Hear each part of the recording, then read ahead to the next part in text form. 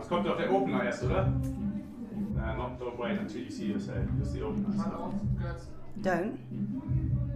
You're on, Jenny, you're on. Ed! No, Ed, seriously? Ed, I think we're live. You need to hustle. Sorry, you caught me doing some business.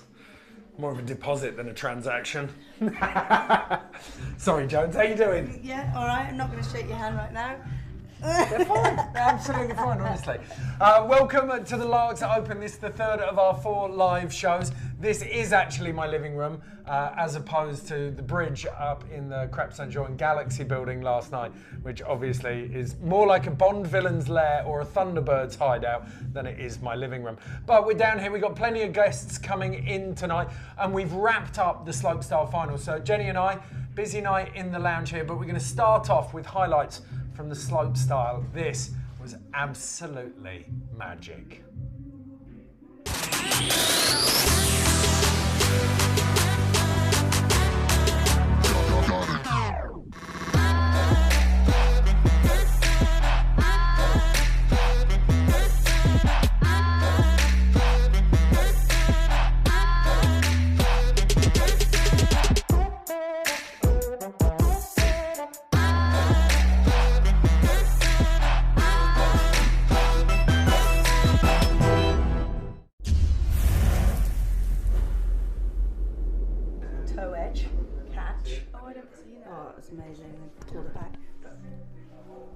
Welcome back. We're joined on the couch now by none other than Katie Ormerod. 3 Brits on the couch. This is quite exciting. This never happens. How you doing? Congratulations for today. Congrats. Yeah, I'm really, really happy. That is that solid stone? I have no idea. It's really heavy. Let's give it a... Oh, yeah, that's got a bit of weight to it. Yeah, I was thinking, how am I going to get that home? Like, if I'm lucky. Yeah, your baggage allowance. Yeah. Are you flying right now? They're going to charge you a fortune for that. The third place is in the realm of Katie Ormerod, a kind of standard result. But put it in context, this is your first World Cup slopestyle in 2 years?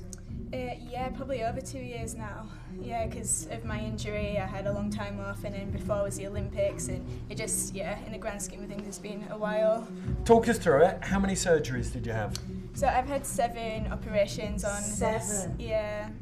The first one was emergency surgery in Korea, where they put 2 screws in it to like fix it, because it broke like that, clean into 2. Your heel did? My heel, Your yeah. heel just... So just straight like that. But it's what happened after that, isn't it, that then caused it to be more severe as well? Like I just assumed that would be it, like 1 surgery fixed, but it was like kind of the worst of the worst situations. Like everything went wrong, like the skin kind of died from the inside out, which is a bit gruesome, but I didn't know that was possible. That sounds like something that happens to pirates. Yeah, like I'd never heard of that before, so then I ended up having to have a lot of skin operations, skin grafts, like tubes going into my heel attached to like a machine to produce new tissue. Like, Are you alright with this, Joan? She's quite squeamish. She was...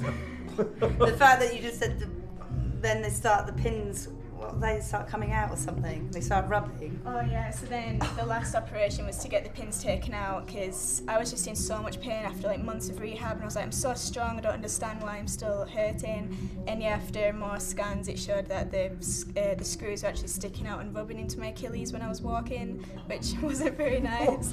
But it's all fine now. Like 100%. Metalwork rubbing on your Achilles. Yeah.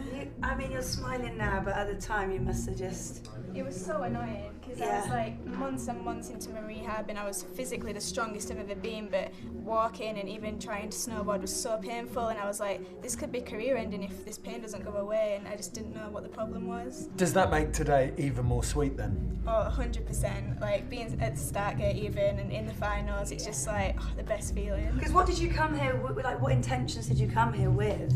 I just came here being like, right, it's my first slopestyle World Cup back in like a long time, and I just wanted to have fun, like see what I could do with the course, try and put a run down, because I've actually never made the finals at LAAX Open, so I was like, I'm just going to see how I can get on, and yeah, it went really well. That is sick. Yeah. We've actually got a clip here now that we can show you. It's a prize giving, and this is one of my favourite clips actually of the day. it shows that you and Julia Marino, you're in third, Julia Marino won, old hands with the champagne, but we'll see here, Leila Iwabuchi she's not got much experience, has she? Really? Yeah, keep your eyes on this. Your champagne throw actually it's very passionate. I was impressed. Here we go, Leila, oh, she's already gone.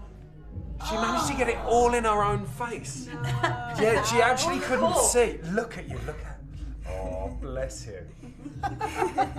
You're experienced now with the champagne opening. Yeah, I mean, to be fair, it takes a while to get used to. I remember the first time I did it, I had no idea what I was doing. Like, it's quite tricky, isn't it? In the face. Well, I've got it on good authority from an insider in the British team that you didn't actually drink until you were 18 years old.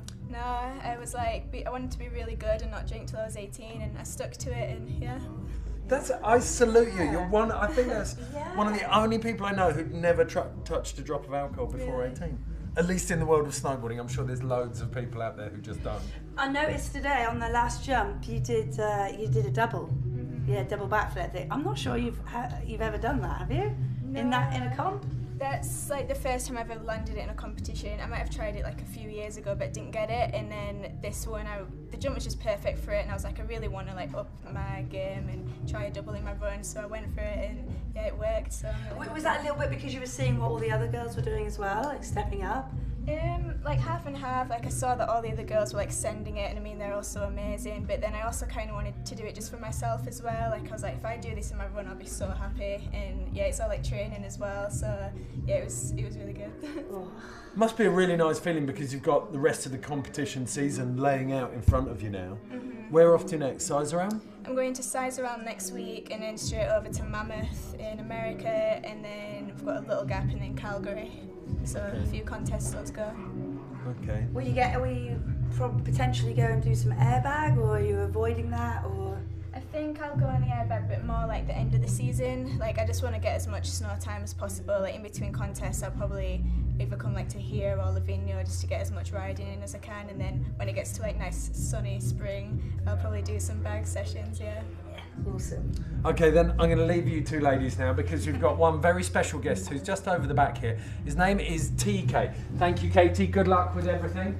Now, TK is a very unique character in the world of snowboarding because he is Burton Snowboard's archivist, which means that he's cataloguing all of the products and all of the riders, every aspect of Burton Snowboards. Is that right, TK, roughly? Yes.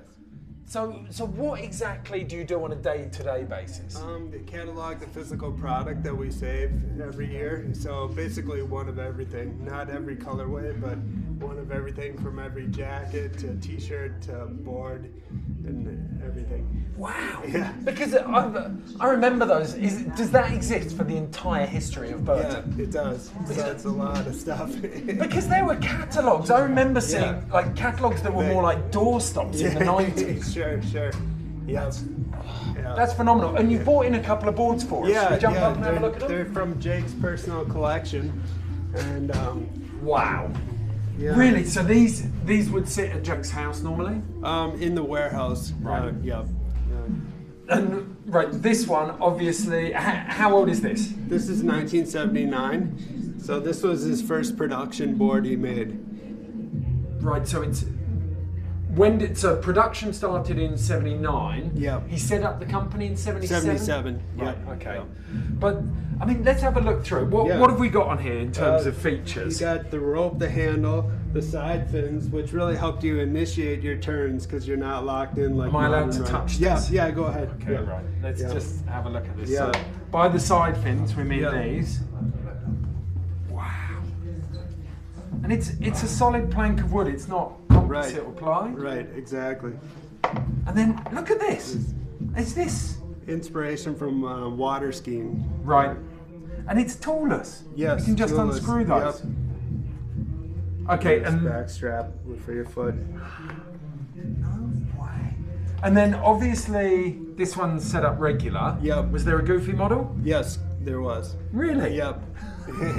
Not until 1980 was their multi, regular and goofy. Right, Yeah. okay. Where you could just switch You it around, but switch you it, yeah. bought a Yeah. regular or a Or goofy model yeah, of this. Yeah.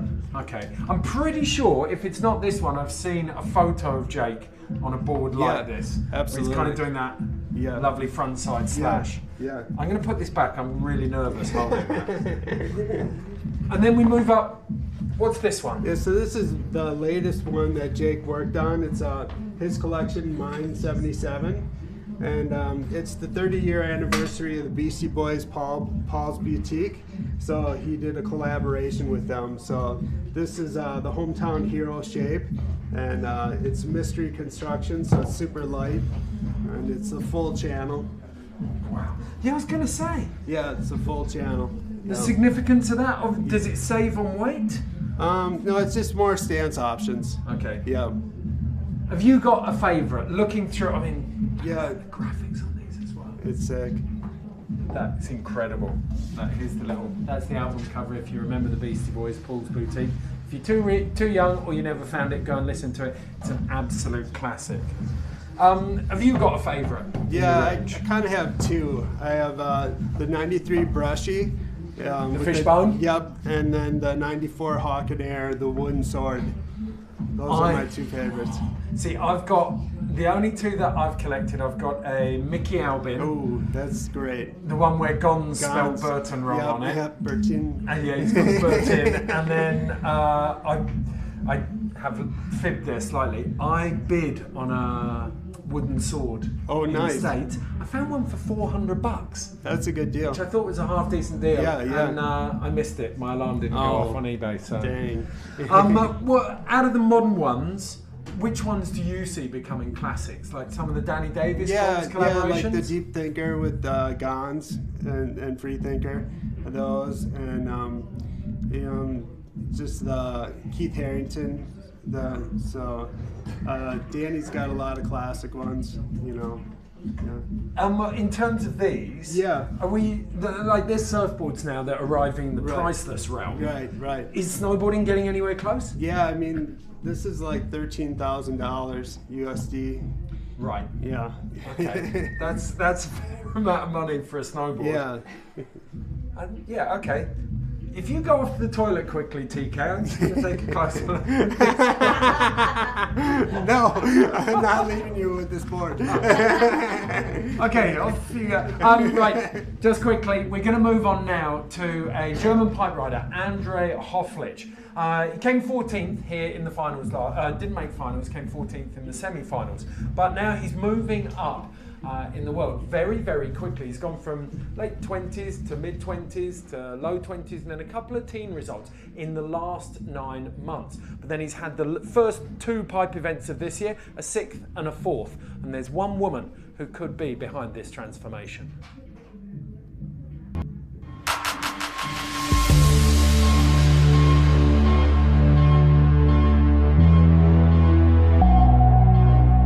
Der André hat mich diesen Sommer angerufen und hat schlicht und einfach gesagt, Nicola, ich will alles lernen, was in deinem Kopf ist, weil ich will so gut werden wie du und ich glaube, du bist der beste Coach, den ich mir vorstellen kann.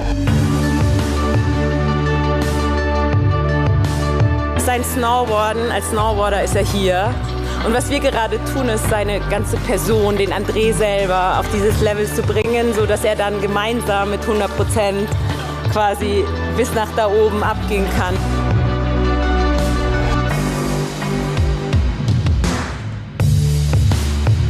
Das heißt, es ist ein Transformationscoaching, was viel auf Persönlichkeitsentwicklung beruht und ich nenne es immer ganz gerne High Potentials in High Performer verwandeln.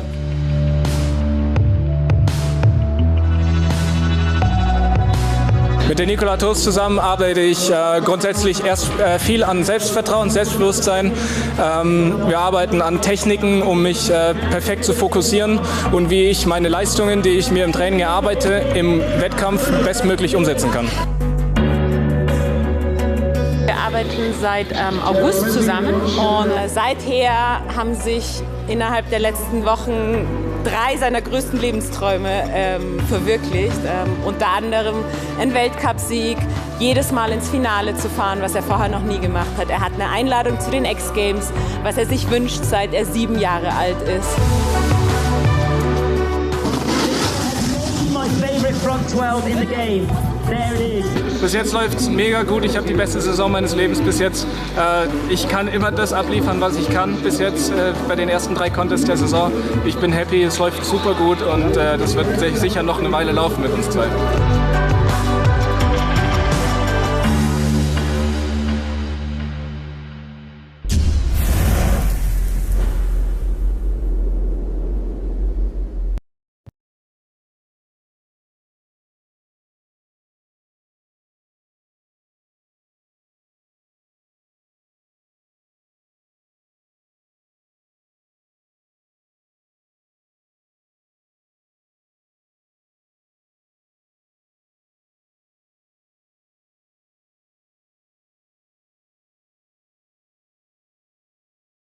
Name here. I think it's a bit like when you're wearing swimming trunks on the beach and you walk into town and at some point they become underpants. Like, yeah, the really tight one. Yeah, so it's when you leave the decks, at some point it can't be Star Wars anymore. I should start doing this, like wearing a casual t-shirt and those tight Speedos. That's a strong look. Yeah. I heard a rumour that the DJ booth up in the Galaxy has a little hole in the back of it. It just has an arrow pointing to it that says No. Hey, it's just what I'm doing. I'm just saying what I saw. He's not denying it, are you? Oh, you are. Yeah. Freddie, how you doing? Over in LAAX. Yes. Every year, I guess, for the annual LAAX Open. I just arrived today, so I don't have much jet lag from South Bay, but it's been a 5-6 hour journey. When was the last time you competed at the Open? Ooh.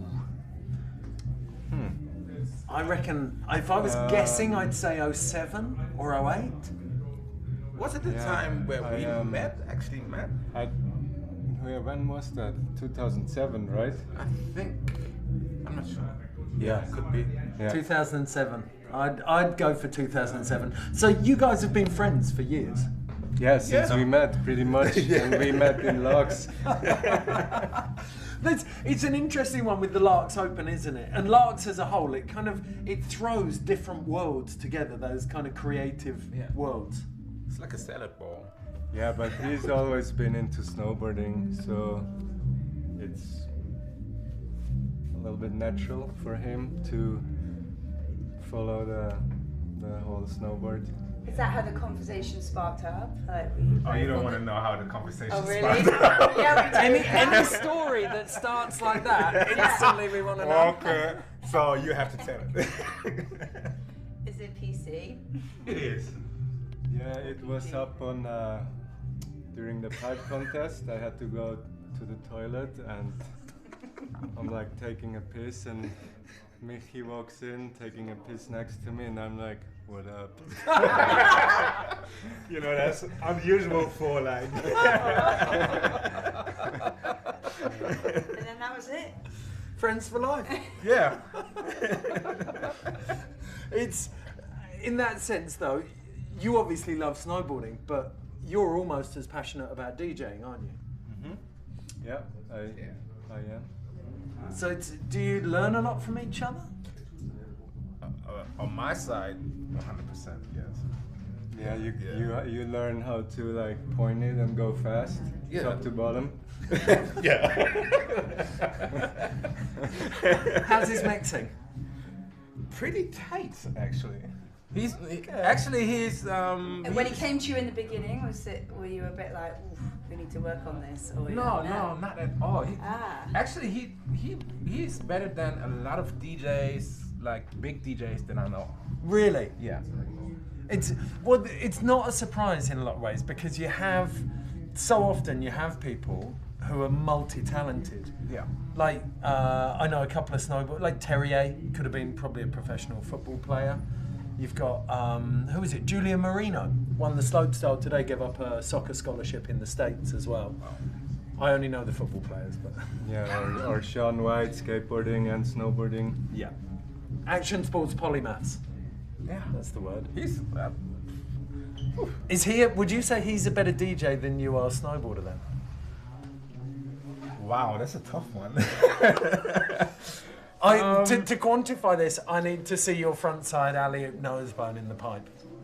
That was his signature trick. But then we would need to see if you can But I scratch. think Can you scratch it all? he should start, like I'm booking DJ gigs, but you need to start competing, like maybe a bank slalom or something. Yeah, I'm actually doing my first bank slalom in March. Really? Yeah. Okay. You're going to do the one here? No, I do it somewhere else. I've heard this small one's one. really loose. It's super fast. You come to the British Championships and compete in that with us. Yeah, Whitelaw sounds like it could be quite a British surname. I reckon we could get you in. You'll have to beat me though. Let me think about I'm it. 3-time Masters border cross There champion. you go. Kind of a big deal. Okay. Well, okay. I'll start competing then. How's Dorfblick? How's Sassfay? Pretty good. It's mellow, a lot mellower than here. Here's always party and a lot of things going on, and yeah, for me it's perfect, you know. Like I have a house, a family, mountains, snow, and I've seen the world, but yeah, it's a nice place for me Sassfay's to... still home. It's your output still is phenomenal. Like there's clips, there's photos every year, and it's still beautiful. You've well, got that as place long going. as we have snow, yes. That's what we're waiting for. Same story in Sassfay as here. Yeah. Perfect weather, no snow. It started really good. December was pretty good. I had got a couple like blower days in. Yeah. But it just stopped snowing, and like since Christmas, I think. Bluebird every day. Did you go hiking at all, or go further into the back? Did you No, find anything? because it's. I usually do that in spring because you want it to be safe, and now it's still early season, and with the sketchy. crevasses and everything, you want it to really like fill in and get a bit safer. Thought you'd come and jump in the pipe instead, yeah? Yeah, come with me tomorrow. Oh, there you go. Definitely got this. Okay, James. Outside, not changing the subject at all. The jungle's going off downstairs. You're going to go out and have a look for us, aren't See you? what's happening, yeah. Okay, go and rub shoulders I with the haven't beautiful forgotten the people. challenge. I'll be looking out for that. Okay. I can still do a Euro carve in the pipe. I've got something. Right. Go and report back for us. I think there's a decent gig going down out there as well. And then we got a couple of boys up the back here. Should we go and see what's going on? Gentlemen, Mickey, thank you so much. Freddie, lovely to see you as always. Yes, up the back here. Look at this. Seb Toots. Yes, congratulations. Who else you got here? Francis, nice to meet you. Frank and Nick. Nice to meet you, Nick. Two young Ripper from Quebec too. Look at this bad boy, it's come up a peach. Yeah. That was semi-finals just in training? Semi-final crash, and final crash was my head, my neck, and I hung. You bit it again? Yeah. So it's really hard to eat right now. I should probably try to make some smoothies or something. Like I'm going to dinner after this, and I'm not too sure what I'm gonna eat. We're going to like a Thai place. I can't get my head around that. So you took a really big beat down just before semis.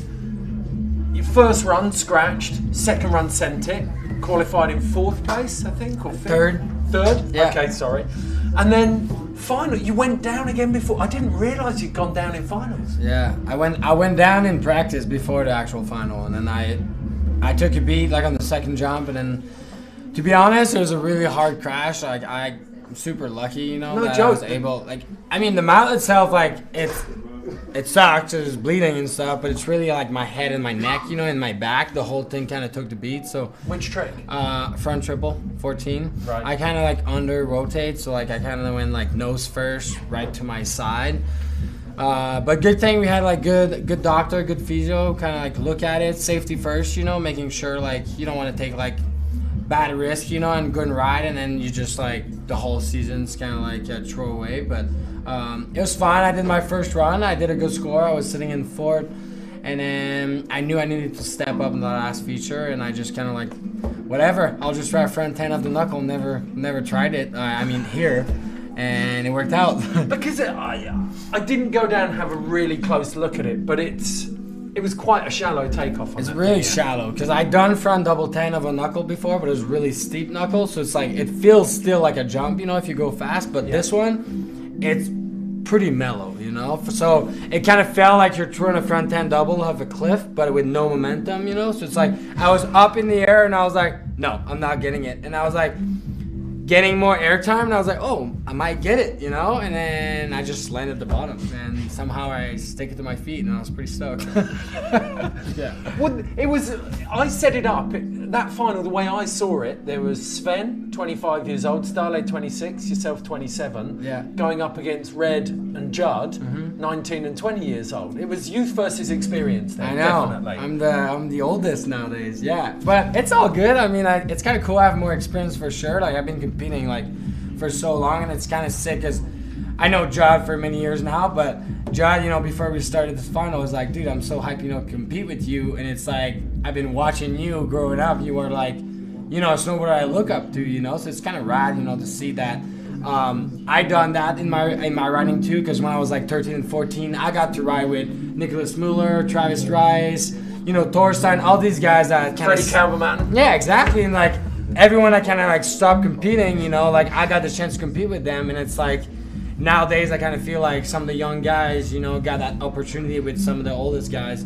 I mean, I still want to compete for a couple more years, but it's kind of rad, you know, to be put in that situation that you're like the oldest, but I don't feel like I'm old, but I guess I am. Yeah, it's only a number, isn't it? But interesting, the thing that also intrigued me, like yourself and Red have both taken time off post-career. Is it to process what goes down there?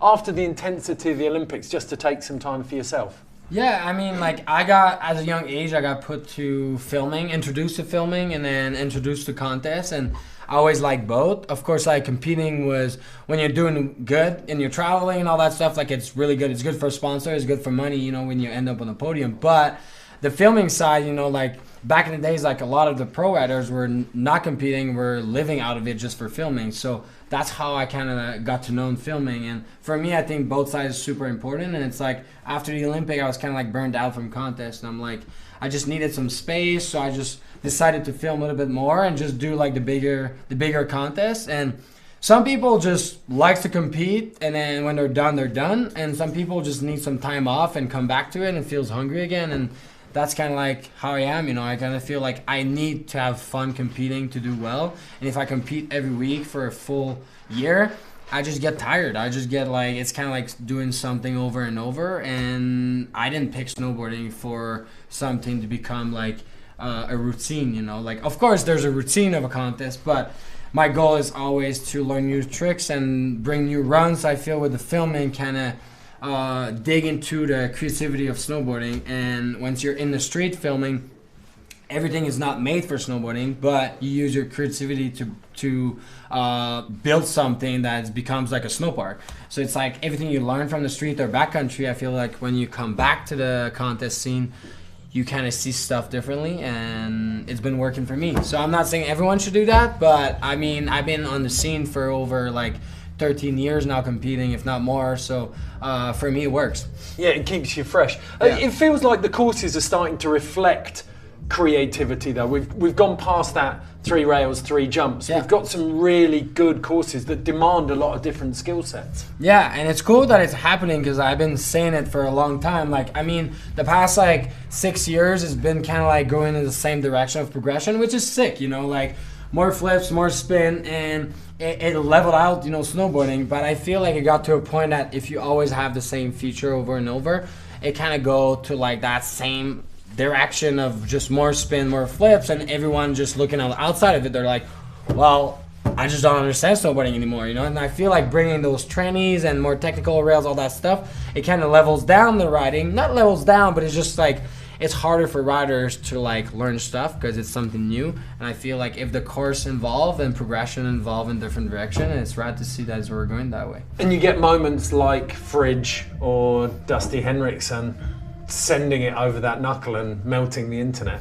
Yeah, exactly, and I think that's what's cool about bringing those unique feature into your slopestyle run. You know, like it's just kind of like you're digging your head to be like, what am I gonna do in that feature? And it's like that's what a slopestyle run should be. You should not show up to a contest and know exactly what you're gonna do before even coming up. You know, it's kind of nice to just show up, look at everything, look at the options, and not being like, oh, this is X game, same thing it's gonna have at US Open, same thing's gonna have there, and that's what snowboarding was kind of going, and now it's cool to see that sometimes it's not gonna have any jump probably. Maybe we're only gonna have side hits. Why not? That's an interesting idea. I'd like to see that day. From your perspective, it's a really good win because you've been here a few times, haven't you? This one was missing from the trophy cabinet. For sure. LAAX been I've been saying it every time someone asks me what's your favorite mountain, I always say LAAX just because it has everything to offer, and I love the place, I love the people, I love the vibe here, and I've been coming here I think the first time I was 14 or 15, so since that I've been coming every year. I think it's been 3 years since I came back because I've been missing the past 2 years, but I did podium a couple times. I won when I was 15, I won my age category that year, but I never won like the pro event, so it's pretty sick to win it today. Well, congratulations, Seth. Thank you. Thank you. Well, Seth's not the only one who loves LAAX. Check this out.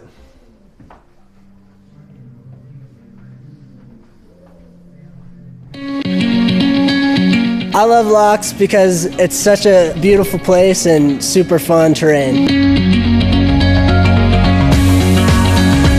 It's sick, like LAAX, just how the park is all over the mountain is cool, and there's so many snowboarders here.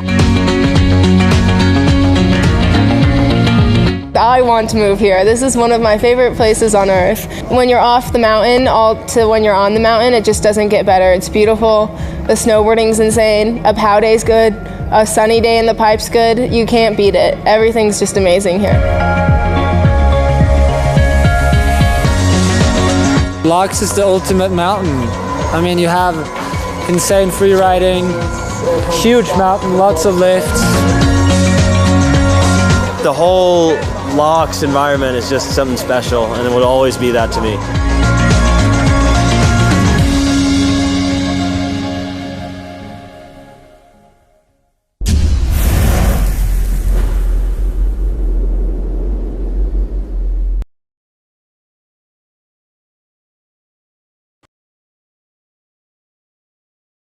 In the game, who knew? Apparently Jones couldn't find anyone downstairs. My suspicion is that she's ended up in the indie bar and she doesn't want to do any more work. She's just partying with the beautiful people, which is exactly where I'm going to head in 2 minutes once I've said goodbye to you. First though, a little bit of housekeeping.